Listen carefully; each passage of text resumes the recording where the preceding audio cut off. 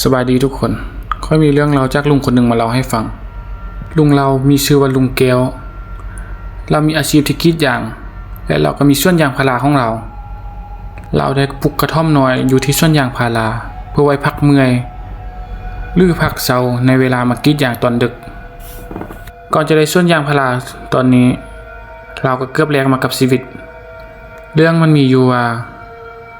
พื้นที่แห่งนี้เป็นพื้นที่6มีแต่หญ้าปกคลุมเราได้จ้างรถไถมาเคลียร์พื้นที่ออกเพื่อให้มันโล่งจะได้ปลูกยางพาราเสร็จได้ง่ายเราได้จ้างรถไถมา2 คันตกลงราคาและมือเฮ็ดเวียกกันได้แล้วพอฮอดมือเฮ็ดเวียกประมาณ 7 โมงเช้ารถไถทั้ง2 คันก็มาครบก็ได้พากันลงมือเฮ็ดเวียกพอเฮ็ดเวียกได้ประมาณ 10 โมงมีรถไถคันหนึ่งจะได้ล้มกุกไม้ใหญ่ทางลุงกับเจ้าของรถได้ปรึกษาหารือกันว่าจะเฮ็ดแนวใดลุงกลับไปเอาจักรตัดไม้เพื่อมาตัดมันลงลุงก็ได้กลับมาบ้านส่วนรถไถ2 คันก็ได้เคลียร์พื้นดินแถวนั้นไปก่อนพอลุงไปเอากลับมาก็พอฮอดหมู่กินข้าวพอดีก็เลยพากันพักผ่อนแป๊บนึงพอฮอดยามเฮ็ดเวียกคนขับรถไถก็อาสาว่าจะตัดกกไม้กกนั้นเพราะว่าเบิ่งลุงกระเฒ่าแล้วยันตัดบ่ไหวก็เลยอาสาตัดให้คนขับรถไถก็บ่รอช้าก็เลยติดจักรตัดไม้พอตัดทึกไม้ลงไปน้อยเดียวก็คือได้ยินเสียงคนฮ้องส่วนจักรก็ดับลงพวกเขาทั้ง3 คนก็เลยพากันแปลงซอกวิธีแปลงแนวได้ก็บ่ดีก็เลยพากันวางแผนใช้วิธีใหม่ว่าจะเอารถไถคันหนึ่งดึงคันหนึ่งให้สุกให้มันลมเกี่ยมรถยั่งกันแล้วกำลังสิอยู่รถไถที่อยู่ไกลกกไม้มันก็ดับลงโดยที่บ่ฮู้สาเหตุเลยเห็นให้คนขับรถไถทั้ง2 คนเริ่มยานเลยฮ้องถามลุงไปว่าก่อนเฮาสิมาตัดไม้นี้ลุงได้ครอบยังล่ะบ่บางทีอาจจะมีเจ้าถิ่นเจ้าทานของเพิ่นก็มีก็เลยบอกลุงอีกว่าเฮาต้องจุดธูปหรือว่าตั้งศาลาให้เพิ่นก่อนส่วนลุงก็ได้ตอบว่างมงายบ่ฮู้เรื่องมันอาจจะเป็นน้ำเลือดหรือจักก็ได้พอลุงเพิ่นเว้าจบเพิ่นก็ได้ซอกสร้างมาแปลงแต่ก็แปลงบ่ได้จนตกฮอดแรงเวียกก็เลยบ่แล้วได้ตกลงกันว่ามื้ออื่นจังมาเฮ็ดใหม่พวกเขาพากันอาบน้ำแล้วก็พากันเข้านอนต่างคนอยู่คนละบ้านกับมีเหตุการณ์แปลกๆเกิดขึ้นพวกเขาฝันแบบเดียวกันว่ามีผู้หญิงคนหนึ่งจะมาเอาชีวิตพวกเขาส่วนลุงได้เล่าว่ามีผู้หญิงรูปงามนางหนึ่งแต่งตัวใส่ชุดไหมผิวพรรณขาวหน้าตาที่งดงามพอได้เห็นหน้าลุงก็ได้เปลี่ยนสีหน้าเป็นหน้าที่แดงกำและเลยเว้าขึ้นว่ากูจะเอาชีวิตพวกมึงบุกรุกที่ของกูเห็นให้ลุงได้สะดุ้งตื่นจากความฝันจนตกฮอดมื้อเช้าคนขับรถไถทั้ง2 คันก็ได้โทรมาบอกลุงว่าจะขอบ่เฮ็ดต่อและจะขอลากรถกลับเองเลยให้ลุงซอกรถคันใหม่มาเฮ็ดพอพวกเขาเว้าแล้วพวกเขาก็ตัดสายใส่ลุงโดยที่บ่บอกต้นปลายสาเหตุให้ลุงฟัง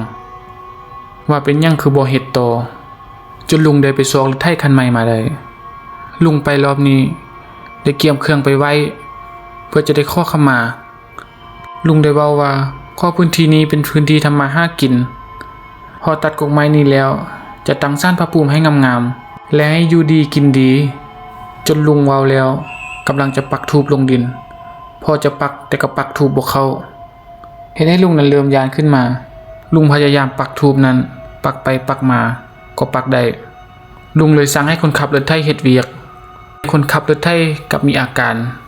เก่งตาขว้างมีตีนมือที่สักงอลุงได้ห้องซื้อคนขับรถไถแต่ก็บ่มีเสียงตอบกลับคนขับรถไถกับหัวออกมา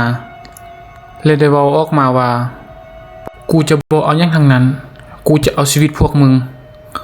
มาบุกที่ของกูลุงก็เฮ็ดใจดีสู้เสื้อว่าจะตั้งศาลพระภูมิให้แต่ก็บ่เอาลมจะได้ก็บ่เอาลุงเลยหมดความอดทนลุงได้แล่นขึ้นไปรถไถเอาผ้าที่ห้อยคออยู่เอามาแขวนใส่รถและพึมพำกระทาอยู่ที่ปากตารถไถใดลุงก็ได้ขับรถไถตามกับกกไม้นั้นจนลมพอกกไม้นั้นลมก็ได้ยินเสียงกรีดฮ้องมาจากผู้ชายคนขับรถไถนั้นฮ้องด้วยความเจ็บปวดทรมานเห็นให้ผู้ชายคนนั้นเป็นลมลงไปส่วนลุงได้ขับรถไถตามกกไม้นั้นลมแล้วก็ได้ลงมาเบิ่งชายคนนั้นชายคนขับรถไถนั้น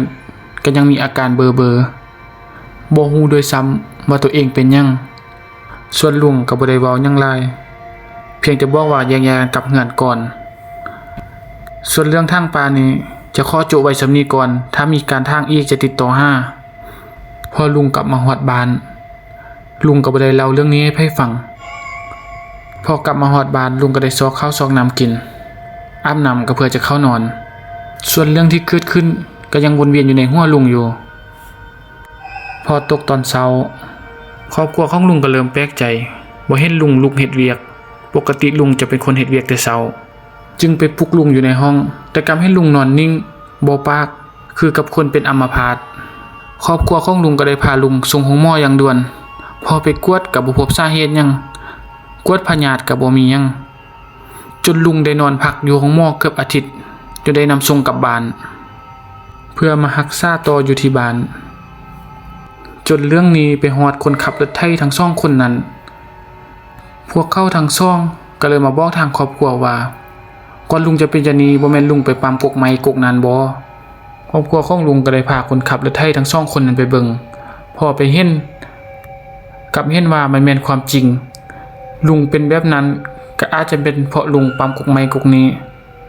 ทางครอบครัวลุงได้ยินแบบนี้แล้วก็บ่รอช้าก็ได้เกียมหัวหมู่และสั่นพระภูมิสอกหาอาจารย์ดีๆเพื่อมาขอขมาลาโทษเพิ่นอาจจะโกรธจะแค้นที่ลุงไปตัดบอนอยู่เพิ่นพอซอกอาจารย์ใดก็เฮ็ดพิธีตามความเชื่อเรื่องปาฏิหาริย์กับเกิดขึ้นผ่านไป 4-5 มื้อลุงกับยางใดผิดปกติทางครอบครัวก็ได้บอกว่าบ่เชื่อแต่ก็บ่ลบหลู่เรื่องแบบนี้